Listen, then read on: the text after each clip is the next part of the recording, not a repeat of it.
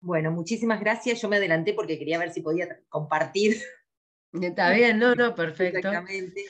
Bueno, el síndrome isquémico agudo es un tema larguísimo, larguísimo. Traté de hacerlo lo más breve posible y concreto, porque la verdad que es como dijo Cecilia, digamos, cada 2 segundos se produce una enfermedad, una muerte por enfermedad cardiovascular, cada 5 segundos un infarto y cada 6 segundos un accidente cerebrovascular. Es la causa más frecuente de mortalidad, tanto en hombres como en mujeres, porque en mujeres siempre está el mito que nos morimos más de cánceres bikini, ¿sí? De útero, de cuello de útero, de mama, pero en realidad la enfermedad cardiovascular se lleva muchas más muertes que el cáncer. La incidencia, digamos, tiene una relación de 2:1 en hombres y mujeres hasta que las mujeres llegamos a la menopausia. Después la relación se equipara y de hecho las mujeres tenemos peor riesgo, más riesgo que, digamos, peor evolución que los hombres.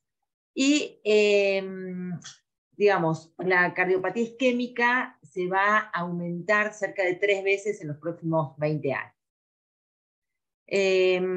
Primero, fundamental, vamos a tratar de ver algo de definición de lo que es el síndrome isquémico agudo y definición de infarto.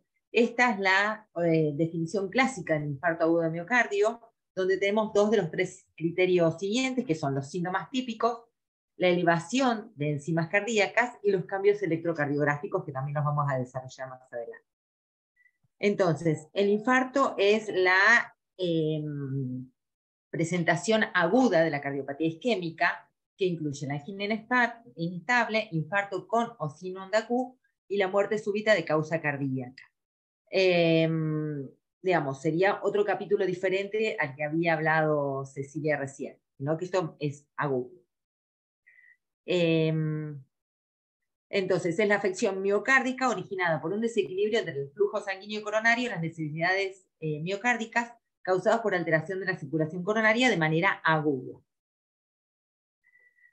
El diagnóstico, digamos, y la estratificación de riesgo también, ahí, digamos, Cecilia habló muchísimo de lo que es la anamnesis, el interrogatorio y demás, pero bueno, yo no pude con mi genio y teniendo en cuenta que son todos clínicos, con lo cual me encanta, porque el diagnóstico es básicamente clínico y por interrogatorio, yo puse algunas diapositivas sobre los síntomas, pero sabemos que la clínica siempre es soberana, ¿sí? Uno tiene la sospecha de síndrome coronario agudo y hay que descartarlo. Lo otro que nos va a ayudar con el tema del diagnóstico es el electrocardiograma y después el laboratorio, que también tanto el electro como el laboratorio nos ayudan en la estratificación de riesgo y después qué conducta vamos a tomar con este paciente dependiendo del riesgo que tenga. Bueno, acá tenemos la angina definida, probable, probablemente no angina, definitivamente no angina, que es lo que habló Cecilia recién, la angina típica, la presentación, digamos, como suelen ser. Hay que tener en cuenta los síntomas atípicos, especialmente en los pacientes jóvenes, en las mujeres, en los pacientes con diabetes o insuficiencia renal. Y digamos, la exploración física generalmente es normal, a no ser que el paciente tenga mucho alto riesgo y estemos hablando de que tenga insuficiencia cardíaca o alguna descompensación hemodinámica. Y acá están todas las causas del dolor torácico no coronario que tenemos que descartar cada vez que el paciente entra a la guardia. El electrocardiograma como diagnóstico en el infarto es muy útil y siempre se tiene que realizar dentro de los 10 minutos del primer contacto médico, ¿sí? Lo que tenemos que tener en cuenta es que generalmente los dolores prolongados tienen cambios en el electrocardiograma, pero tenemos que tener en cuenta que hay un 50% de los pacientes que no tienen cambios en absoluto. Por eso nos tenemos que ver el tema de la estratificación y la probabilidad pretest de enfermedad coronaria, eso ya lo habló Cecilia, ni la clínica. El electro en el momento del dolor es absolutamente útil porque nos colabora muchísimo con lo que podemos llegar a estratificar el riesgo y hacer el diagnóstico. Cuando hablamos de que el paciente tenga supradesnivel del ST, la especificidad es del 92%, pero la sensibilidad solamente del 49%. Cuando hay supra e infradesnivel del ST, la sensibilidad aumenta más del 60%. Y cuando hay supra o infra, ondas Q o bloqueo de rama izquierda agudo, la sensibilidad es del 81% y la especificidad del 69%. Como digamos, la herramienta diagnóstica de primera línea es el electrocardiograma cuando ingresa el paciente. La cantidad de derivaciones involucradas involucradas nos van a dar el riesgo del paciente, digamos. Cuanto más derivaciones tenemos, nos habla de mayor compromiso del paciente y mayor compromiso isquémico. El supradesnivel del ST implica que tenemos que tener un tratamiento inmediato, tomar una conducta enseguida y que es un alto riesgo. El otro tema, que yo también puse este simulador de infarto, es que el 50% de los pacientes se mueren antes de llegar a la consulta médica, generalmente por esto que es una arritmia fatal, arritmia ventricular. Entonces, la depresión del ST se relaciona con una tasa de mortalidad de infarto del 11% al año y combinada con elevación del ST involucra un grupo de muy alto riesgo.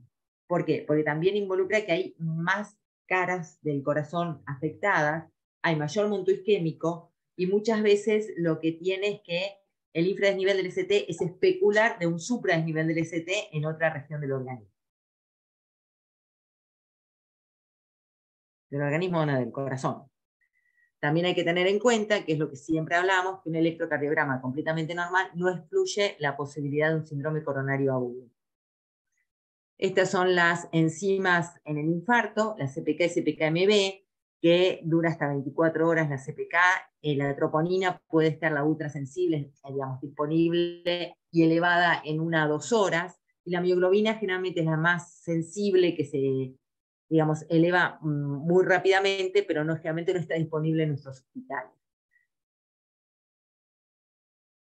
La troponina es marcador de daño miocárdico. En un tiempo, cuando yo era joven, cuando un paciente tenía troponina y no tenía CPK, se hablaba de un daño miocárdico mínimo. Ni siquiera se hablaba de infarto hasta que después, posteriormente, en las definiciones de infarto, apareció la troponina como marcador y, digamos, criterio diagnóstico. No hay una diferencia fundamental entre la troponina I y la troponina T, y son el mejor biomarcador para producir el resultado clínico con relación al infarto y a la muerte dentro de los 30 días, 6 meses y 1 año. Acá hay causas por las cuales podemos tener elevación de troponinas en ausencia de un síndrome coronario agudo. Por eso siempre hablamos que la clínica es soberana. Digamos, hay muchísimas causas, tanto cardiovasculares como no cardiovasculares, con las cuales las troponinas son positivas. Esto no va a hablar de que el paciente tuvo un infarto en sí, pero sí puede hablar de un peor pronóstico, porque indudablemente el estrés de una insuficiencia respiratoria, de una sepsis, de una neumonía grave con una troponina elevada, habla de que hubo y de que hay daño miocárdico por el estrés y por todas las hormonas, digamos, del estrés que están circulando. Siempre son factores de mal pronóstico. En cuanto a la clasificación, tenemos la cuarta definición universal de infarto, que nos habla tipo 1, como infarto de miocardio espontáneo, el tipo 2, infarto de miocardio secundario en desequilibrio isquémico, que puede ser parte de la disfunción endotelial, como el MINOCA, que habló Cecilia, el vasoespasmo, las embolias coronarias por fibrilación auricular, generalmente, o por alguna otra causa, a veces cuando uno tiene trombos en el ventrículo izquierdo, por anemia, por insuficiencia respiratoria, por hipertensión asociada a hipertrofia ventricular izquierda, donde aumenta muchísimo la demanda de oxígeno y la oferta se mantiene igual. Entonces, en realidad, estas son las definiciones. El infarto tipo 3 es el infarto de miocardio fatal con valores de biomarcadores no disponibles, que son generalmente las muertes súbitas, donde el paciente generalmente refiere un dolor precordial y automáticamente o en el lapso de 1 hora antes de llegar a consultar al médico o algún servicio médico, tiene una muerte súbita. El tipo 4 puede ser asociado a angioplastia. Generalmente se define en forma arbitraria con presencia de niveles plasmáticos de troponina T o de troponina I 5 veces por arriba del percentil 99. El 4B, que es provocado por trombosis del stent, y después el relacionado con cirugía de revascularización miocárdica, donde los marcadores cardíacos tienen que estar 10 veces por arriba del percentil 99. ondas Q patológicas o bloqueo de rama izquierda 9. Generalmente, bueno, y después si no, a través de las imágenes. Generalmente, como el paciente, tanto en la angioplastia o a veces en la cirugía, no se pueden determinar los síntomas en sí, por eso se tienen todos estos criterios que son, digamos, nada, de forma arbitraria. Por otro lado, tenemos la clasificación de los síndromes coronarios agudos según el electrocardiograma, que tenemos el supradesnivel del ST y sin supradesnivel del ST.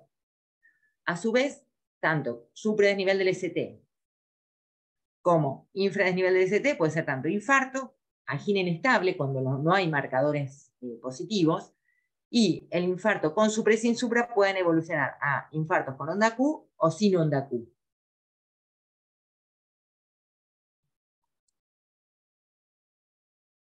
Bien.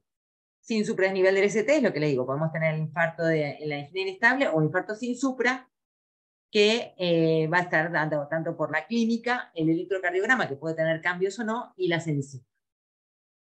Generalmente podemos tener depresión del segmento ST. Cuanto más depresión hay, cuanto más infradesnivel del ST, peor pronóstico.